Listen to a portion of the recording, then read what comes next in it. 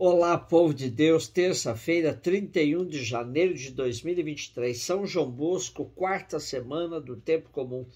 A nossa reflexão de hoje é a partir de Hebreus 12, de 1 a 4 e Marcos 5, de 21 a 43. Irmãos, circundados como estamos de tal nuvem de testemunhas, deixemos de lado o que nos pesa e o pecado que nos envolve.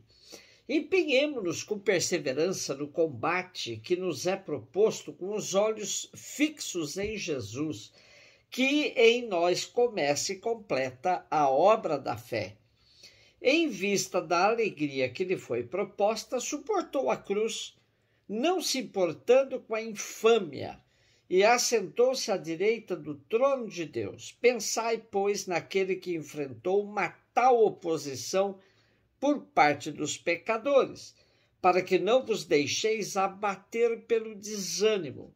Vós ainda não resististes até ao sangue na vossa luta contra o pecado. É extremamente pertinente essa forma do autor de Hebreus cobrar a perseverança dos cristãos, não a partir de conceitos abstratos, mas de exemplos concretos de quem já deu provas que é possível viver na fé.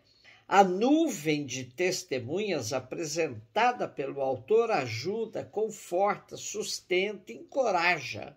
E no texto de hoje, o núcleo fundante de uma vida totalmente entregue à causa está na consideração de que Jesus basta.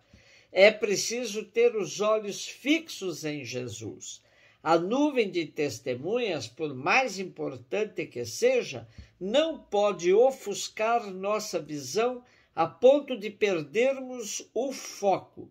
O foco é Jesus, pois é nele que começa e completa a obra da fé. Uma vez que Jesus é a meta, o caminho e aquele que nos precede, há que considerar atentamente o seu percurso e seguir-lhe os passos. Ele atravessou a humilhação e o sofrimento, a submissão ao ódio e à maldade para lhe suportar o peso com amor redentor. Esse foi o itinerário que percorreu para chegar à alegria e à glória à direita do Pai. Quem o segue jamais deve afastar dele os olhos, para ter força e perseverança numa fidelidade radical. Hoje o Papa Francisco tem insistido no necessário e inadiável retorno a Jesus na nossa caminhada eclesial. Voltar a Jesus significa dar vez e voz ao frescor do Evangelho. Em outras palavras, tentar ver Jesus antes do cristianismo. A caminhada eclesial é muito importante, mas não podemos deixar que a tradição seja mais forte que o Jesus revelado nos evangelhos. O desafio é levar em conta a nuvem de testemunhas sem perder o foco em Jesus. Marcos 5, 21, 43. Jesus atravessou de novo numa barca para outra margem. Uma numerosa multidão se reuniu junto dele. E Jesus ficou na praia. Aproximou-se então um dos chefes da sinagoga, chamado Jairo. Quando viu Jesus, caiu a seus pés e pediu com insistência: minha filhinha está nas últimas. Vem, põe as mãos sobre ela para que ela sare e viva. Jesus então o acompanhou. Uma enorme multidão o seguia e o comprimia. Ora, achava-se ali uma mulher que há 12 anos estava com uma hemorragia. Tinha sofrido nas mãos de muitos médicos, gastou tudo que possuía e, em vez de melhorar, piorava cada vez mais.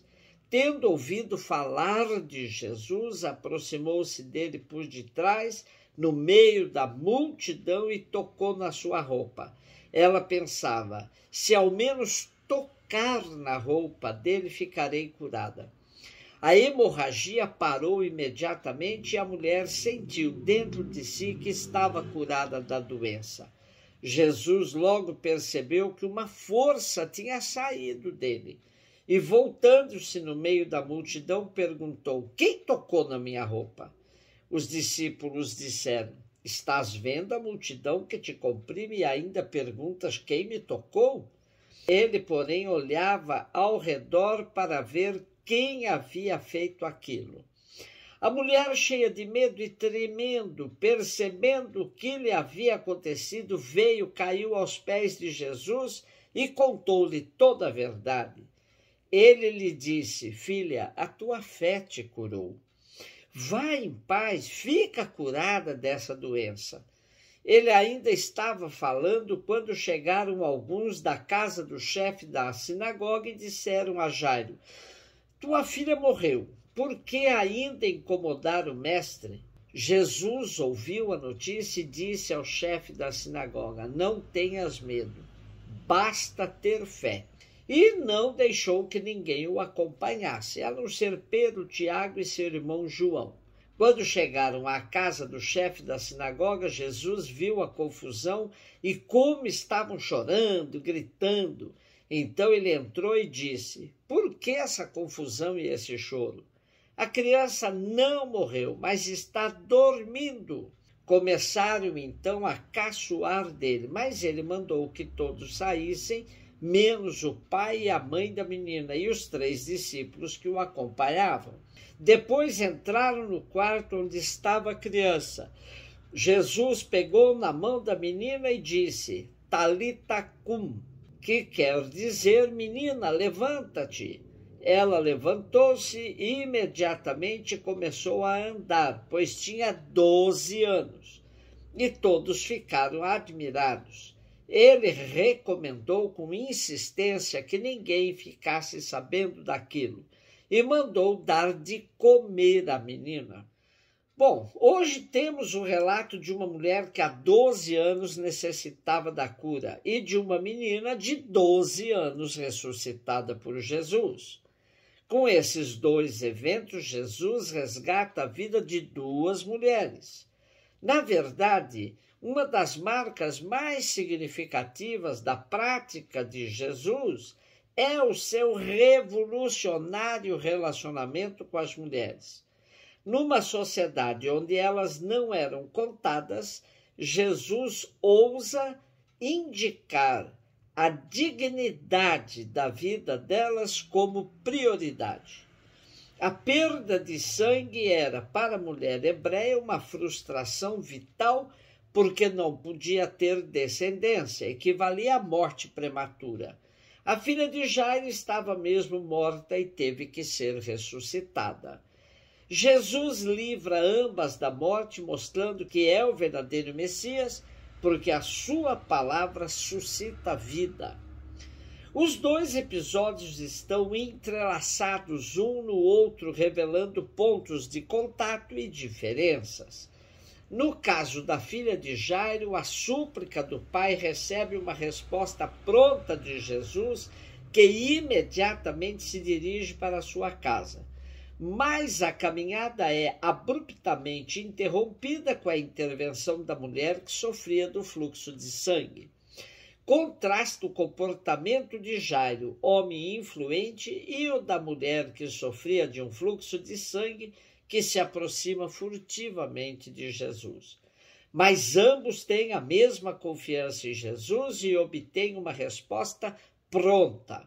A mulher primeiro é secretamente curada da sua doença física, depois é curada da sua timidez, dos seus complexos, ganha coragem, fala com Jesus, estabelece uma relação com ele. Foi curada e foi salva. No caso da menina, Jesus tem uma reação diferente. Enquanto tinha incitado a mulher que se apresentara em segredo a mostrar-se diante de todos, aqui não. Ordena a Jairo, que fizera publicamente o seu pedido, que não divulgasse o milagre. O Evangelho de Marcos tem como objetivo revelar com precisão quem é Jesus. E com a narrativa de hoje, ele nos mostra que Jesus é o Senhor da vida e que sua prática vence os preconceitos e resgata a dignidade de quem estava descartada pela sociedade da época. Jesus continua a nos dizer: não tenhas medo, basta ter fé. Dom Bosco, também chamado de São João Bosco, nasceu a 16 de agosto de 1815 na região de Piemonte, na Itália. Dom Bosco foi padre, educador e criador do sistema preventivo em educação. Dedicou toda a sua vida à educação e à religião, além de se empenhar no desenvolvimento da imprensa católica. Morreu no ano de 1888 na cidade de Turim, Itália, com 72 anos. Foi canonizado pelo Papa Pio XI em 1º de abril de 1934. Um beijo no seu coração.